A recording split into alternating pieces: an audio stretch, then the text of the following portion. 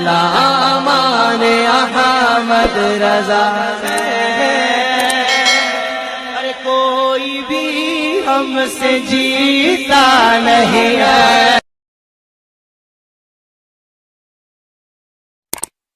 एक वाकया मैं अर्ज करता हूँ, हुजूर मिंबर पर खड़े हैं मस्जिद नबवी में, सहाबा कहते हैं अचानक बच्चे के रोने की जैसी आवाज आने लगी, जैसे शहद की मक्खी भिनभिनाती है ऐसी आवाजें आने लगी।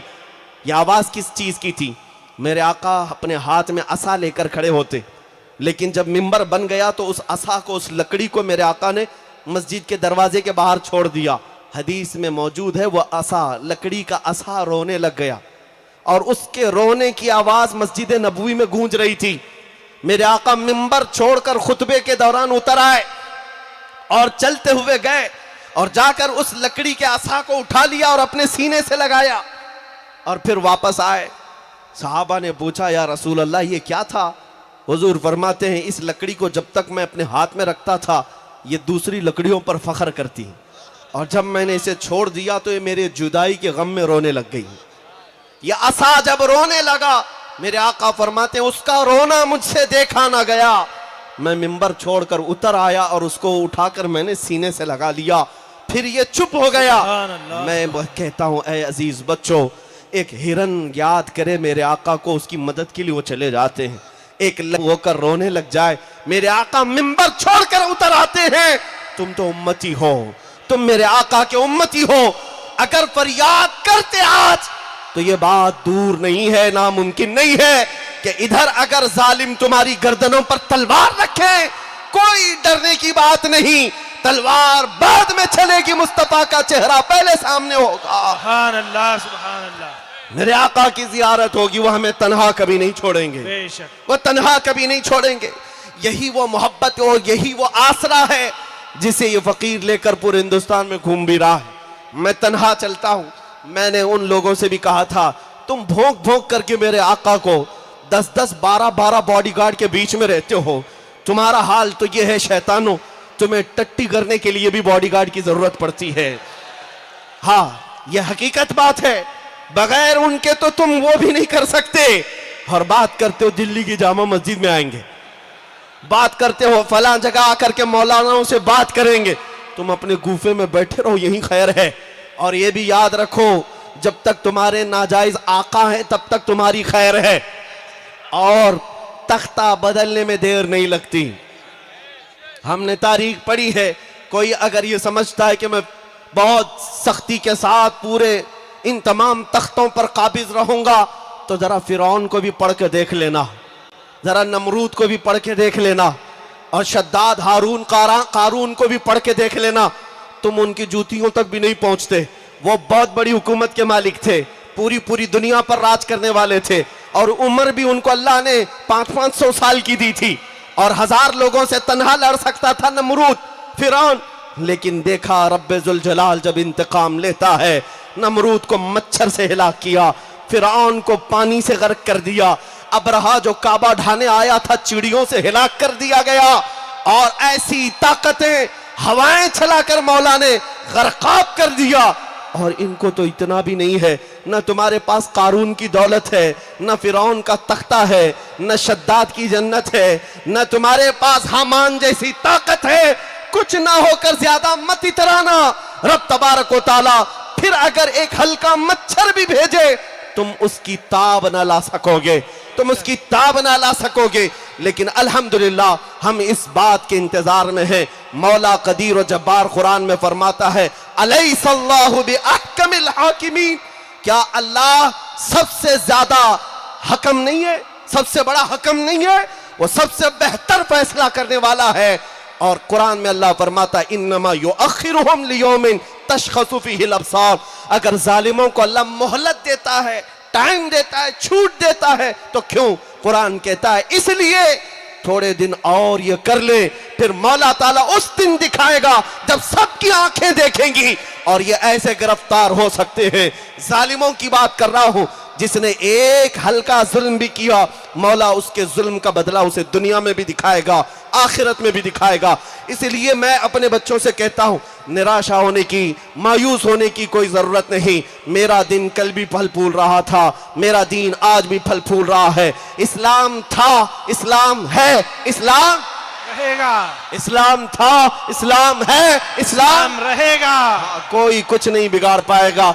इतनी बात याद रखो, मेरे नबी के पाक की जात पर भी जब जब छेड़ा गया हमारे इश्क में इजाफा हुआ है। बेशक। जो तुम पाबंदियां लगा कर देखना चाहते हो कर लो। इसलिए कि मुजद्दिद अल्फसानी का नाम सुना है? अकबर के दौर में, अकबर तो बड़ा डिक्टेटर था और अखंड भारत का हाकिम, इलेक्शन से आया हुआ भी नहीं, उसका खुद का सिलेक्शन था। और बादशाह कैसा होता है, पार्लियामेंट की भी जरूरत नहीं, किसी के मशवरे की भी, जो मन में आया सब कर लिया। उस जमाने में अकबर ने कहा था अब इस इस्लाम को आए हुए 1000 साल हो गए, अब नया दीन आना चाहिए। लोग मुझे आज बताओ, आज हालात खराब हैं या उस वक्त हालात ज्यादा खराब थे? उस वक्त वो तो डिक्टेटर था, डेमोक्रेसी नाम की कोई चीज नहीं थी, लोगों को एहतजाज करने का हक नहीं था, बादशाह के खिलाफ कोई बात नहीं कर सकता। इतने बुरे हालात में भी वक्त का मुजद्दिद अहमद फारूकी सरहिंदी आवाज उठाता और कहता है, ए अकबर तेरा दीन नहीं चलेगा, जो दीन चलेगा वो मेरे मुस्तफा का ही होगा। इस्लाम के नाम पर कोई दूसरी तब्दीली नहीं तस्लीम की जाएगी। इस पादाश में मुजद्दिद साहब को ग्वालियर की जेल में बंद कर दिया, ग्वालियर की जेल में बंद कर दिया गया। 8 साल के बाद जब मुजद्दिद अल्फसानी को छोड़ने, रिहा करने की बात आई तो जेल में जाकर देखते हैं, सुनो एक आशिक रसूल की जिंदगी क्या होती है, तुम कहां बंद बांधोगे। मुजद्दिद साहब को 8 साल जेल में रखा गया, लेकिन 8 साल के बाद जब जेल के अंदर जाकर देखते हैं, जेल में जो कैदी थे 700 मुजरिमों को मुजद्दिद साहब ने आलिम दीन बना दिया है। सुभान अल्लाह, सुभान अल्लाह। मेरे जेल में तफसीर कुरान, हदीस रसूल का जिक्र, मेरे आका का इश्क। इसलिए कहते हैं दीवाना जहां होता है वहीं पर वो अपना शहर आबाद करता है। मेरे आका सल्लल्लाहु ताला अलैहि वसल्लम की खुशबू ऐसी है कि वो बाजार में हो तो भी महकता है, मस्जिद में हो तो भी चमकता है, वो चाहे कब्रिस्तान में सोया हो तब भी लोगों के दिलों पे राज करता है। आज देखो बहुत सारे आए तख्त पर बैठे हुए, उनके नाम सबको याद नहीं, लेकिन 800 साल हो गए हिंदुस्तान की तारीख में अजमेर में सोया हुआ मर्द कलंदर आज हर मुसलमान के दिल पर राज करता है। सुभान अल्लाह, सुभान ये वो हुकूमत है जो सिर्फ वोट से नहीं ली जाती, ये इश्क मुस्तफ़ा की बदौलत दी जाती है। जो नबी का हो गया कायनात पूरी उसकी तरफ फेर दी जाती है। आज मेरे अजीजों, मुझे भी अगर आप सुनने आए हैं या मुझे ये मिंबर पर खड़ा किए हैं तो इसलिए नहीं कि किसी सियासी पार्टी का बड़ा नेता है, बल्कि ये रात के इतने पहर गुजर जाने के बाद इज्जतों के साथ अगर मुझे आप देखते हैं तो सिर्फ इसलिए जब तक बिके न थे तो कोई पूछता न था। या रसूल अल्लाह तुमने खरीद कर हमें अनमोल कर। नारे तकबीर, नारे रिसालत, देखो हमारे नबी की शान, देखो हमारे नबी की शान। सुभान अल्लाह, सुभान अल्लाह। बस मैं अपनी गुफ्तगू को समेटता हूं। मदीने तैयबा में, मदीने तैयबा में मेरे आका मस्जिद नबवी में बैठे सहाबा को दर्स दे रहे थे। रास्ते से गुजरने वाला एक नौजवान, एक नजर मेरे आका पर पड़ी। यहूदी घर से ताल्लुक था, माँ भी यहूदन बाप भी यहूदी, लेकिन नौजवान दरवाजे से खड़े होकर देखता रहा और मेरे आका की मनमोहनी सूरत, वो जो दिलों को लुभा जाए, देख करके ऐसा दीवाना हुआ कि खड़ा ही रह गया और हुजूर की मीठी बातें सुनते सुनते वहीं खड़ा रह गया। फिर घर चला गया। शाम को बेकरारी बढ़ी कि उन अल्फाज में कितनी मिठास है। एक बात याद रखना, जो नबी पाक सल्लल्लाहु ताला अलैहि वसल्लम की तरफ देखता है या हुजूर की तरफ आता है, ये वही दिल आएंगे जिन दिलों को अल्लाह पाक करता है। जिन दिलों में कुत्ते पहले से भरे हुए हों, उन्हें मेरे नबी का चेहरा क्या समझ में आए। आपको वो हदीस मालूम है, हुजूर सल्लल्लाहु अलैहि वसल्लम बैठे हुए थे, हजरत अबू बकर आए, कहा आपसे ज्यादा हसीन मैंने किसी को देखा नहीं। हुजूर ने फरमाया सच कहा अबू बकर। अबू जहल आया थोड़ी देर बाद, कहा मोहम्मद तुम्हारे से ज्यादा बदसूरत मैंने किसी को नहीं देखा, नऊज़ बिल्लाहि मिन ज़ालिक। मेरे आका ने फरमाया तू भी सच कहता है। ये कैसे हो सकता है? बाद में मेरे आका सल्लल्लाहु ताला अलैहि वसल्लम ने फरमाया, मैं आईना हूं, हर कोई अपनी सूरत देखता है और अपनी बयान करता है। सुभान अल्लाह। अबू बकर आए, अपना चेहरा इस आईने में अच्छा देखा, तारीफ की, और ये बदबख्त आया, अपना चेहरा देखा, अपनी मजम्मत किया। तो जितने पाखंडी भौंक रहे हैं, सुन लो तुम्हारी अपनी हैसियत क्या है। जो नबी पाक की शान में भौंकता है वो हलाली नहीं होता, हलाली नहीं होता। वो अपना नसब सबको बता रहे हैं, देख लो, सुन लो, हम हरामी हैं। इस बात की हमें फिक्र नहीं है। मैं जो बात कह रहा हूं, एक नौजवान हुजूर को देखा, बेकरार हुआ, घर गया, दूसरे दिन उसी टाइम पर फिर मस्जिद में आया। मस्जिद के दरवाजे पर दूर से ही मेरे आका की बातें सुनता रहा, खड़ा होकर के हुजूर को देखता रहा, अंदर आने की हिम्मत नहीं। फिर गया, 2-3 दिन के बाद लोगों ने शिकायत कर दी उसके बाप से। यहूदी था और बड़ा पक्का मजहबी। लोगों ने जाकर कहा है, फला तुझे पता है तेरा बेटा तो मोहम्मद की बातें सुनने के लिए मस्जिद पे खड़ा रह जाता है, शाम तक वहीं रह जाता है। बाप को जब ये खबर हुई तो बेटे को बुलाया, बहुत मारा, कहा तू वहां क्यों जाता है, वहां हरगिज मत जा, उनका जादू चलता है। इनको आज तक यही लगता है, आज तक यही लगता है जादू चलता है। नाउज़ु बिल्लाहि मिन ज़ालिक। मेरे अजीजों, हाँ, जो कुछ भी चलता है वो मेरे मुस्तफ़ा का हुस्न चलता है। हाँ, तुम करके देख लो जितने जादू करना है। आप क्या समझ हमारे साथ ये जादू का खेल नहीं खेलते, सब खेलते हैं। हमें पता है कितने सिफली, कितने जादू, कितने पाखंडी, कितने ढकोसले, लेकिन हमारा यकीन ये है जिसके साथ मोहम्मद की ज़ात है, जिसके साथ अल्लाह रब्बुल इज्जत की इनायत है, तुम्हारी सारी चीजें हम फूंकों में उड़ा देंगे इंशाअल्लाह। उस नौजवान को बाप ने बहुत मारा, फिर उसके बाद पाबंद कर दिया कि वापस जाएगा नहीं। चंद दिनों पाबंदी किया, बेकरारी ऐसी है, मैं कह रहा हूं ना, बार बार दीवानों को जब छेड़ा जाता है मोहब्बत बढ़ती जाती। जूं जूं दवा की मर्ज बढ़ता गया, और फिर वापस आया 8 दिन के बाद, फिर वहीं खड़ा रह गया। बाप को जाकर किसी और जासूस ने खबर दी कि आज तुम्हारा बेटा फिर वहां मिला है। बाप ने जंजीरों में बांध दिया, हाथों में भी और पैरों में भी बेड़ियां बांधकर घर में कैद कर दिया। आज के बाद तू घर से भी नहीं निकलेगा। लोगों, ये भी करके देख लो, जंजीरें बांध करके घर के अंदर कैद किया। हुआ क्या, यह नौजवान बच्चा बीमार पड़ गया, बीमार हो गया। उसकी बीमारी पर भी माँ बाप को तरस नहीं आया। बीमार होते होते महीना गुजर गया, उसकी बीमारी इतनी बढ़ गई कि जिस्म पीला पड़ने लग गया। अब माँ बाप को डर लगने लगा कि ये 20-25 साल का जवान, अगर हम इसे इसी कैद तन्हाई में मार डालेंगे तो अच्छा नहीं होगा, अकलौता बेटा है। जंजीरें खोल दी, अब इलाज कराने पर आ गए। हकीमों को बुलाया, तबीबों को बुलाया, सारे हकीम आए, तबीब आए, और दवा करते करते आजिज आ गए और कहा इसका मर्ज ही कुछ और है, हमारी पकड़ में नहीं आता, हमारी पकड़ में ये बीमारी नहीं आती, इसका मर्ज ही कुछ और है। वो मर्ज इन्हें क्या पता चलेगा, जान है इश्क मुस्तफा, रोज फजू करे खुदा, जिसको हो दर्द का मजा, नाजे दवा उठाए क्यों, वो दवा का नाज क्यों उठाएगा जिसको दर्द में ही मजा आता हो। हकीमों ने, तबीबों ने कहा ये लाइलाज है। चंद दिनों के बाद फिर इलाज के लिए एक बड़े हकीम को बुलाया गया। उसने कहा तुम्हारा बेटा 1 दिन या 2 दिन का मेहमान है, मर जाएगा। ये तुम्हारा लड़का अब लाइलाज हो चुका है, इसे जो खाना है खिला दो, जो पीना है पिला दो, अब ये ज्यादा दिन तक नहीं ठहर सकता। ये कहकर हकीम रुखसत हुआ। अब माँ का कलेजा दहल गया, मेरा जवान बेटा दुनिया से चला जा रहा है।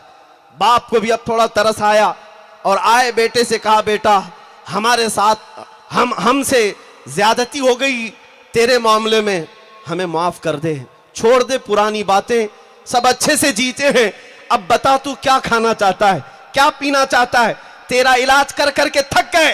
वो नौजवान कहता अब्बा जान अगर मुझ पर रहम करना चाहते हो तो एक बार मोहम्मद को देखना चाहता हूं सल्लल्लाहु अलैहि वसल्लम। ईमान लाया हुआ नहीं है, ईमान लाया हुआ नहीं है। माँ बाप से कहता एक बार मोहम्मद को देखना चाहता हूं, अगर मुझे देखने की इजाजत मिल जाए तो फिर मैं आपसे कोई चीज नहीं मांगूंगा। माँ का कलेजा पसीज गया, कहा इस दर्द के आलम में, इस बीमारी के आलम में भी मेरा बच्चा अगर किसी को पूछ रहा है तो आमिना के लाल को पूछ रहा है। शोहर से कहा जाओ एक बार उनको खबर कर दो हमारे घर में आग लगी है, हमारा बेटा दुनिया से जा रहा है, हमें इस तरह दागे मफारकत दे जा रहा है। एक बार आप अपना चेहरा दिखा दीजिए। बाप आया यहूदी है और हुजूर पाक सल्लल्लाहु अलैहि वसल्लम से दुश्मनी भी रखता था, नफरत भी, दूरी भी रखता। मस्जिद में आना पड़ा, मेरे आका सहाबा के साथ बैठे, ये सुबह का वक्त है, फजर बात का वक्त है। वो आया और आकर कहने लगा मेरा बेटा फला फला और ऐसा आपकी दीवानगी में मुब्तला है कि हमने उसे घर में कैदे तन्हाई में रखा तो बीमार हो गया। अब मरने के करीब आया, हम उसे पूछते हैं कुछ चाहिए तो बस वो चाहता है कि एक बार आपको देख ले। मेरे आका सल्लल्लाहु अलैहि वसल्लम सहाबा से कहते हैं इसी इंतजार में तो मैं भी बैठा था, इसी इंतजार में तो मैं भी था। चलो ए मेरे सहाबा, हमारे एक आशिक ने हमें याद किया है। वो लम्हा कैसा होगा जब मदीने का ताजदार अपने आशिकों का दिल रखने के लिए अपने घर आता हो।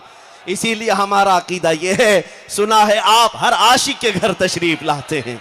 या रसूल अल्लाह, सुना है आप हर आशिक के घर तशरीफ लाते हैं। मेरे घर में भी हो जाए चिरागा, या रसूल अल्लाह, मेरे घर में भी हो जाए चिरागा, या रसूल अल्लाह, या रसूल अल्लाह। मेरे आका आए, तशरीफ लाए, घर के अंदर जैसे ही आते हैं वो बिस्तर पर पड़ा हुआ नौजवान जिस्म पीला पड़ चुका है और दुनिया से रुखसत होने की हिचकियां ले रहा है। जैसे ही मेरे आका घर में कदम रखते हैं, बिस्तर के करीब जाते हैं, देखा तो उसके चेहरे का रंग बदल गया, जिस्म में तवानाई आ गई, जिस्म के अंदर हरारत और गर्मी पैदा हो गई और अपने बिस्तर पर ताकत देकर के उठने लगा। मेरे आका ने अपना हाथ सिराने के पास रखकर और सहारा देकर उठाया और जब वो उठा तो चेहरा सामने चेहरे से मिल गया। मेरे आका सल्लल्लाहु ताला अलैहि वसल्लम को देखने का बहाना मिल गया और जन्नत में जाने का बहाना ठिकाना मिल गया।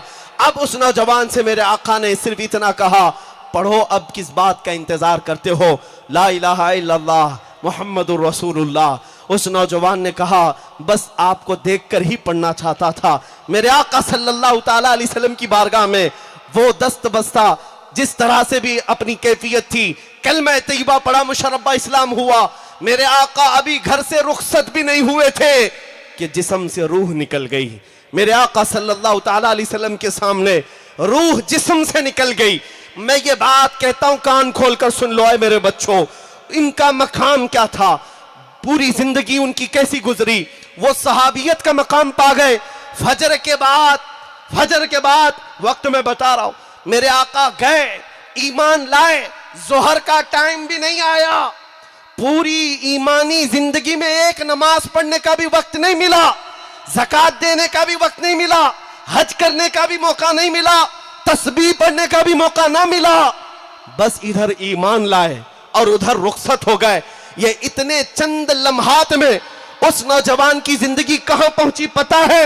वक्त का गौस अब्दाल अख्ताब भी उनके कदमों तक नहीं पहुंच सकता, इसलिए कि सहाबी के मकाम को कोई गौस भी नहीं पहुंचता। इसलिए कि उस सहाबी को उन चंद लम्हों में अगर कोई चीज औजे सुरैया पर पहुंचाती है तो नमाजें, तस्बीह, जिक्र, अस्कार नहीं, बल्कि चेहरे रसूल को एक बार देखना उन्हें आसमान की बुलंदी पर पहुंचाता है। सुभान अल्लाह, सुभान अल्लाह, अल्लाहु अकबर, या रसूल अल्लाह, या अली, लब्बैक लब्बैक या रसूल अल्लाह, लब्बैक लब्बैक लब्बैक या रसूल अल्लाह, लब्बैक लब्बैक लब्बैक या रसूल अल्लाह, लब्बैक लब्बैक लब्बैक या रसूल अल्लाह। मेरे अजीजों, ये बात अब तवज्जो से सुनो।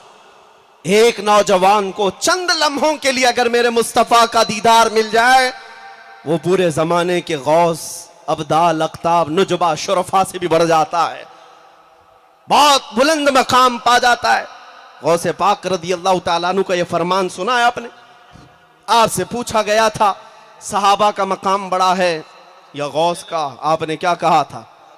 जो रसूलुल्लाह के सहाबी जिहाद में जाते, जिन घोड़ों पर बैठकर जाते, उन घोड़ों के टाप के नीचे से जो धूल उड़ती थी, उस धूल तक भी कोई गौस नहीं पहुंच सकता।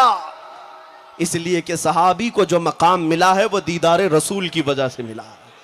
इसीलिए अपना सब कुछ गुंबद खजरा, अपना सब कुछ गुंबद खजरा। इस बात को याद रखो मेरे अजीजों। मैं इसी बात को गुनगुनाता हूं।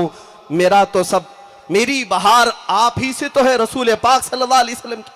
मैं बेकरार था, मेरा करार आपसे है। वाह वाह वाह, हुजूर मेरी तो सारी बहार आपसे है। आपसे है। हमारे पास जो कुछ भी है वो मेरे मुस्तफ़ा की वजह से है, बेशक। हुजूर अकरम सल्लल्लाहु अलैहि वसल्लम की वजह से। और आप ये जो देख रहे हैं, ये नाज, ये अंदाज हमारे नहीं होते। वाह वाह, झोली में अगर टुकड़े तुम्हारे नहीं होते, जब तक कि मदीने से इशारे नहीं होते, रोशन मेरी किस्मत के सितारे नहीं होते। ऐ नौजवानों, बेदाम ही बिक जाए ये बाजारे नबी में, इस शान के सौदे में खसारे नहीं होते। नारे तकबीर, नारे रिसालत, सुभान अल्लाह। अब मैं आपको मेरा आखिरी मैसेज दे जाता हूं। जब हुजूर के दीदार में इतनी बड़ी तासीर है कि मकामात को आन के आन में बहुत बुलंदी तक ले जा सकती है। अब अपने दिल पर हाथ रख करके बताओ, इस कायनात में, इस भरी दुनिया में अल्लाह ने अगर आंखें दी हैं